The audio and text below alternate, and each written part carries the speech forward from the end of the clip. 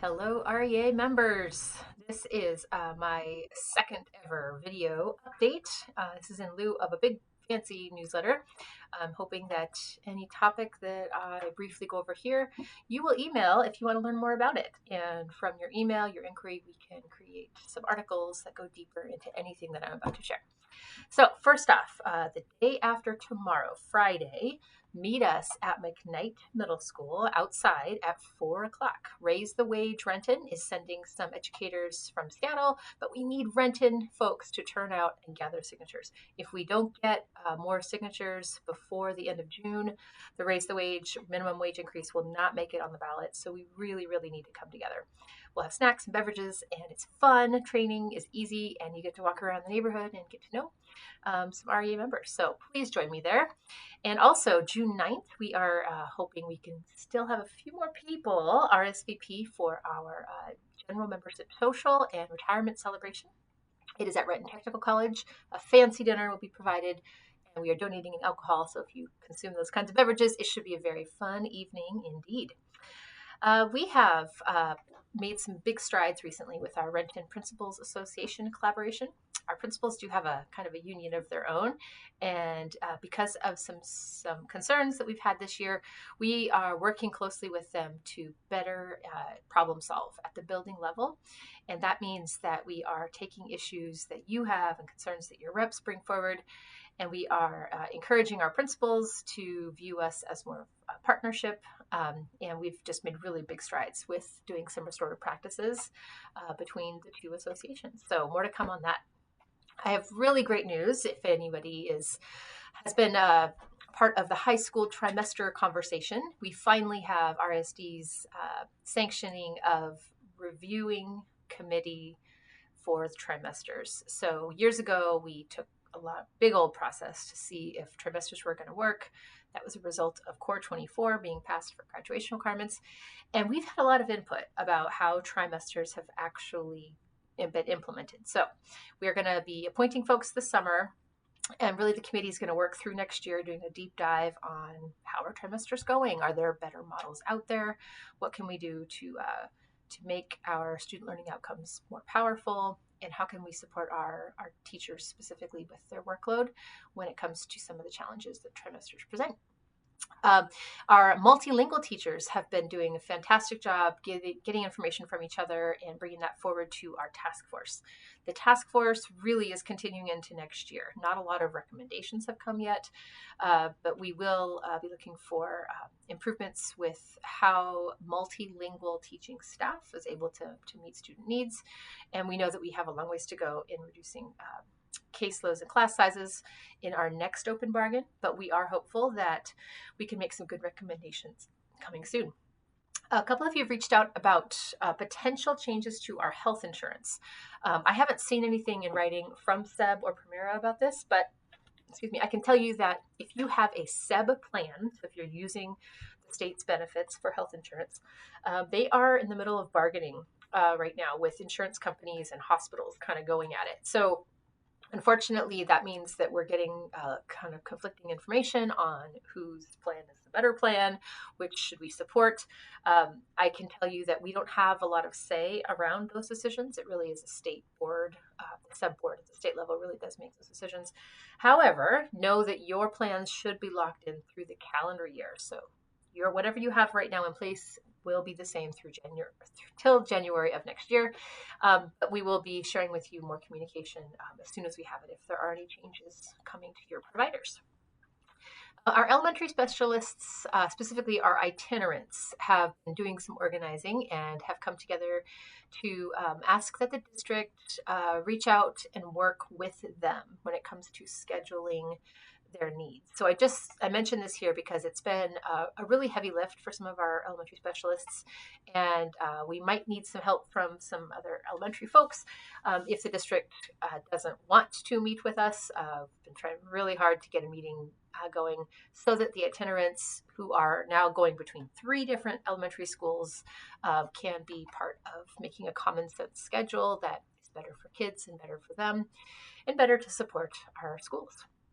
All right. Also, along the lines of elementary school teachers, specifically, the ELA curriculum adoption is going to be ordained tonight at the school board meeting. There have been some updates to the units of study for grades kindergarten through second.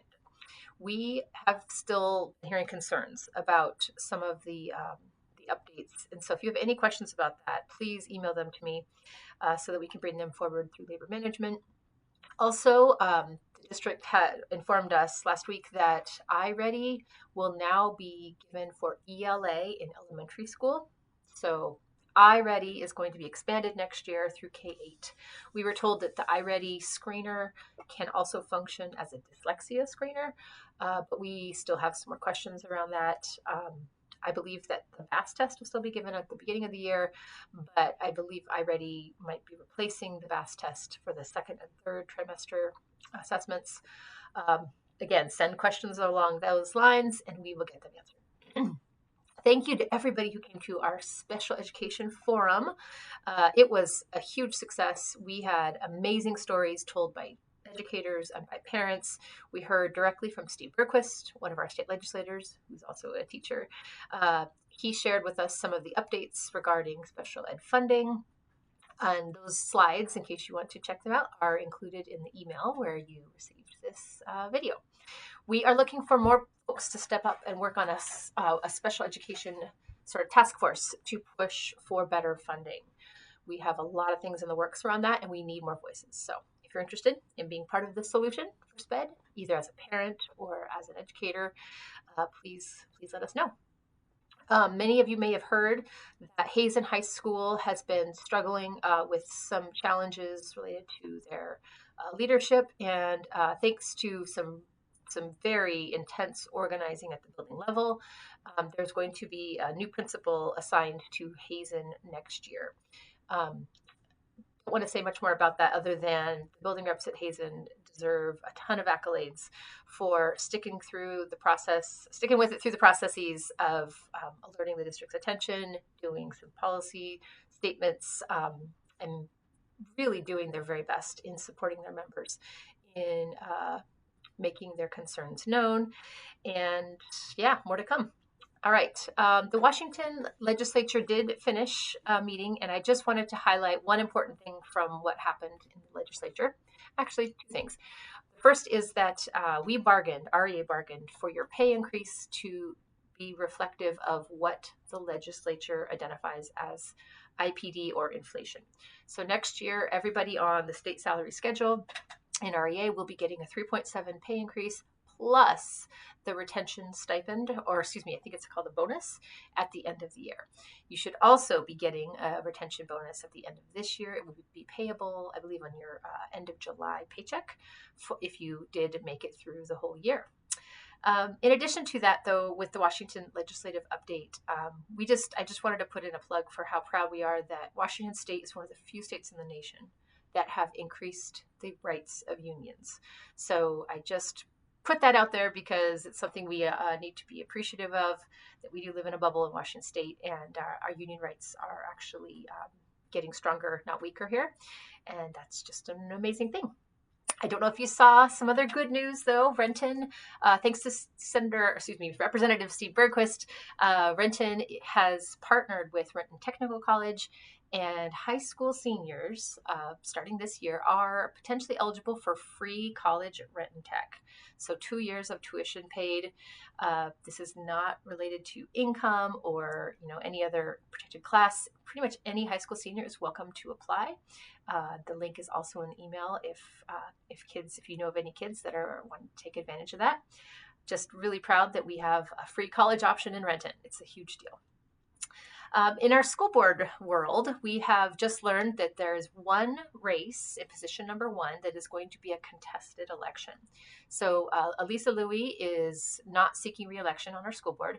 However, we have 2 different WEA members who are running for that position. One is an educator in Seattle who lives in Renton. The other is a substitute who used to work in Renton. If you want to be part of the process to endorse either of those candidates, please reach out. We're going to be doing some kind of an endorsement process very soon because we have local political action committee dollars to donate to either of those races should we want to endorse. Just a heads up, those of you that are in the secondary world, the displacement process is still underway. We're getting close to having everybody have selected up their positions for next year if their building had to make some kind of a reduction to FTE. If you have questions about that, let me know. And I want to put in another plug for our amazing substitute REA representatives. They have been using a Google form to share with substitutes who are letting us know what concerns exist at various buildings and to celebrate the buildings that are really doing an awesome job in supporting our substitutes. So we know that they are still hopeful that you will, as if you're a classroom teacher doing subplans, that you will provide a list of individual health plans that students might have for emergency needs, and also a seating chart if you are in secondary. That's really helpful. Or just name tags on desks for elementary school kiddos. And there are a couple more things in the email about that. And finally, we've been hearing more and more of you are being told you have to move classrooms before the next year. It is not something we bargain to get paid to pack things up and move. Unless your building is going through some kind of a remodel, there isn't really dedicated funds set aside to pay somebody to move classrooms. However, most buildings do have a building process and a building budget that principals have discretion over to pay members who are forced to move classrooms. In addition to that, custodians are often very helpful and are willing to move furniture. They just need to be asked, and you just need to schedule with them when is the best time to do that work. As we approach the end of the year, our custodians have a long list of things they need to be doing, but moving furniture or moving boxes of things, if you are being forced to move your classroom, is something that they are often willing to do. All right, the other things in the email you got this from include some school board updates and what we need members to step up and do. Unions are run by members. Just because I'm a full-time release president does not mean that we do not still rely heavily on volunteers. We do have a lot of stipends and honorariums and ways to get paid for work, so please consider going through that email, and if anything strikes you as interesting or aligned with your skills or your beliefs, your passions, please step up. We desperately need more folks to come into REA to do the work that we have that we've identified as things that would help you. So that's all for now. This is a long video. If you stuck with the whole thing, way to go. I will see you at the school board meeting tonight, I hope, or I will see you in your building very soon. If you want any more information about any of this, just let me know and we will write up some articles. Take care.